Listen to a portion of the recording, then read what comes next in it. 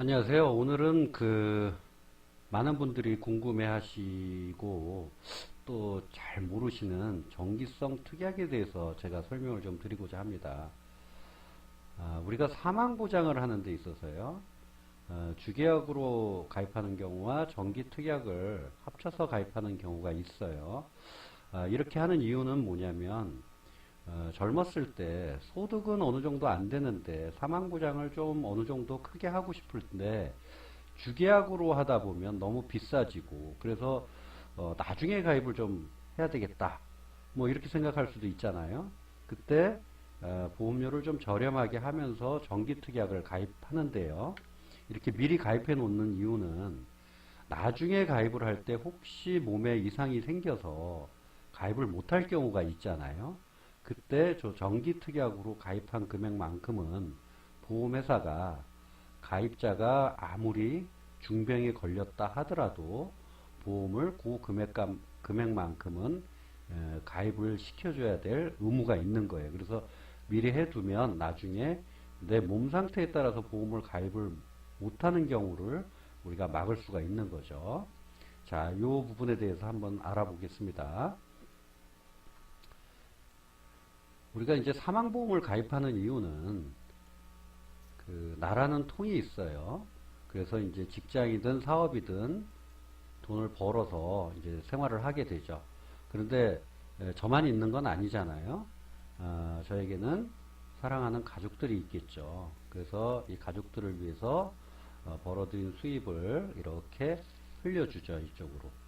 그래서 이 사람들이 이제 우리 가족들이 행복하게 살게 되는데 살다 보니까 내 몸에 좀 문제가 생겼어요. 그래서 돈이 원치 않는 곳으로 빠져나가요. 이 가족으로 가야 될 돈이. 이게 주로 병원비가 되겠죠. 그래서 이제 보험 설계사들을 불러서 이런 얘기를 해요. 내가 돈을 낼 테니 이런 케이스가 생기면 이 통을 좀 막아주세요. 이렇게 하겠죠. 그래서 들어놓은 보험들, 이게 보면 실손보험이든 각종 진단비든 수술비든 입원비든 이런 특약들이에요. 그래서 특약보험을 들어서 이건 막을 수 있어요. 그런데 이런 케이스가 발생을 하면 어떻게 돼요? 이 통이 이제 완전히 깨졌어요. 이 경우가 되면 이쪽으로 흘러가는 돈들이 이제 끊겨요. 그래서 굉장히 큰 문제가 생기죠. 근데 여기까지는 또 괜찮아요. 한 반쯤 깨졌어요. 그래서 내가 살고 있어요. 살고 있는데 경제력을 완전히 상실한 상태예요. 이렇게 되면 이제 오히려 이 가족들로부터 내가 돈을 지원받아야 되는 상황이 올 수도 있습니다. 이 경우가 어떤 경우냐면 이런 경우예요. 자, 본인이 사망을 했을 경우하고 고도장애든 여명급부 상태일 때 두 가지로 나눌 수가 있어요. 자, 어느 경우에든 사망보험금은 지급됩니다. 이것은 사후 사망보험금, 이건 사전 사망보험금의 개념이에요. 그래서 우리가 종신보험을 가입했다, 사망보험을 가입했다라는 얘기는 꼭 사망한 이후에만 나온다고 생각하시면 약간 오해세요. 사망 전에도 이 경우에는 사망보험금이 나와요. 간단한 예로 우리가 하반신 마비, 그래도 사망이고요. 황반변성 등으로 두 눈을 실명하는 경우도 우리는 사망이에요. 그래서 그때는 사망보험을 지급합니다.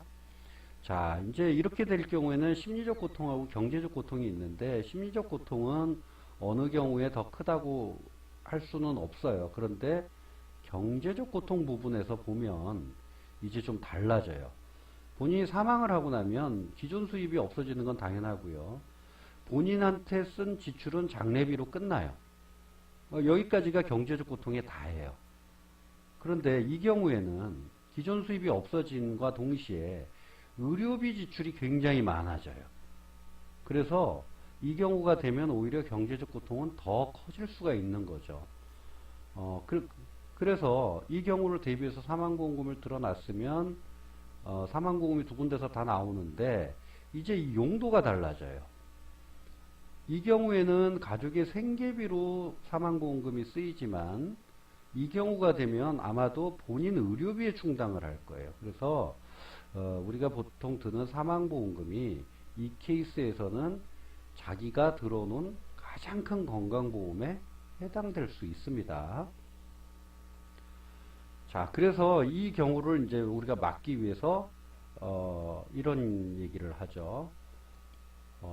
보험금을 이쪽에다 좀, 이 통에다 좀 흘려줘요. 그러면 보험 선취 자산인 이만큼의 돈이 생겨요. 뭐 1억이면 1억, 2억이면 2억. 그리고 이 돈은 아바타가 지키고 있다가, 자, 이 케이스가 발생을 하면 이쪽으로 파이프를 연결해서 돈을 흘려서 가족들이 경제적 고통 없이 성장할 수 있는데 도움을 줍니다. 그런데 여기까지 보면 이제 이게 현실적인 이제 그 방지 대책은 만들어 놓은 거예요. 그런데 이걸 가입하는 데 있어서 이제 뭐 초기에 수입이 없으신 분들은 또 주계약으로만 1억을 가입할 수는 없잖아요. 그래서 그때 이제 적정하게 주계약은 5천만 원만 하고 특약으로 5천만 원 더해서 뭐 60세까지는 난 1억만 보장받겠다. 그 이후에는 5천만 원만 남겨주셔.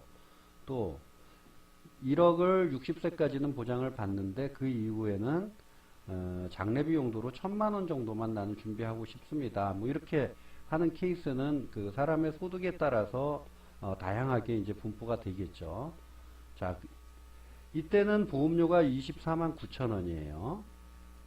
이때는 보험료는 14만 4,500원인데 요 보험료는 주계약으로 12만 9천 원을 쓸 거고 정기특약으로는 15,500원을 쓸 거예요. 그래서 요 합쳐서 14만 4,500원이고요. 이 경우에는 보험료 56,100원으로 사망보장을 하고 가는데 주계약에는 28,200원을 쓰고 정기특약에 27,900원을 쓸 거예요. 자, 요렇게 이제 가입을 했다고 쳐요. 요걸 재무적으로 이제 한번 볼게요. 아무 일도 안 일어났을 때는 어떻게 되나? 자, 주계약만 들어놓은 사람은 사망보험금 1억은 계속 종신토록 갈 거고요. 납입보험료 60세까지 내니까 5,976만 원만 낼 거고요. 해약환급금은 초기에는 약간 적지만 납입보험료보다 일정 기간이 지나서는 상승을 해서 사망보험금 1억까지 이제 도달하게 됩니다. 그런데 주계약은 1,000만 원만 하고 특약으로 9천만 원을 가입하신 분이에요. 이분은 보험료는 1,346만 4천 원을 내시고요. 해약환급금은 원금을 이제 이겨내지 못하네요. 이 밑에서 흘러다가 898만 4,200원이 이제 해약환급금으로 남아요. 이것은 왜 그러냐면 요 정기특약보험료 514만 6,200원을 냈는데 해약환급금이 제로이기 때문에 그래요. 자, 이것은 환급률이 160%고 얘는 환급률이 0%고요. 요걸 합치니까 요 환급률은 71%가 돼요. 따라서 앞부분에서의 어떤 사망보장은 되지만 뒷부분에서 우리가 노후가 됐을 때 이 돈으로 연금 재원을 한다거나 또는 우리가 나이를 먹으면 오히려 우리가 간병 상태에 빠질 확률이 좀 더 커지겠죠. 그럴 때 이 사망보험금으로 여러 가지 혜택을 받는 것들을 이것은 할 수 있는 반면에 얘는 그것을 하기에는 불가능하다. 이런 의미에서 지금 갖고 있는 정기특약을 우리가 소득이 어느 정도 상승했다면 점차적으로 이 주계약으로 전환하는 시도들을 좀 해봐야 될 필요성이 있습니다.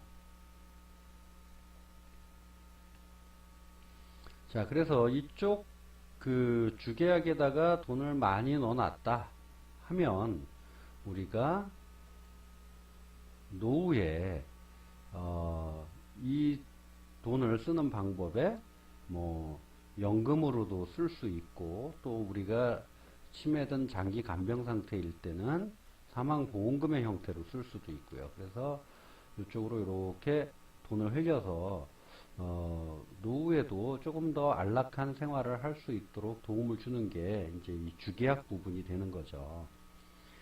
그래서 이 부분을 하기 위해서는 아까도 말씀드렸듯이 이렇게 가입되어 있는 것들은 앞에 자녀들의 양육이나 성장에서 자신이 문제가 생겼을 때는 커버가 되는데 이 뒤에 우리가 오래 살았을 때의 문제점은 해결을 못한다는 단점이 있죠. 그래서 이 부분에 대해서 한 번쯤 면밀히 검토해서 자신의 보험에 정기성 특약이 있다. 그러면 그 부분을 어떻게 종신전환을 하는 계획들을 세울 건가 한번 고민해 보시기 바라겠습니다.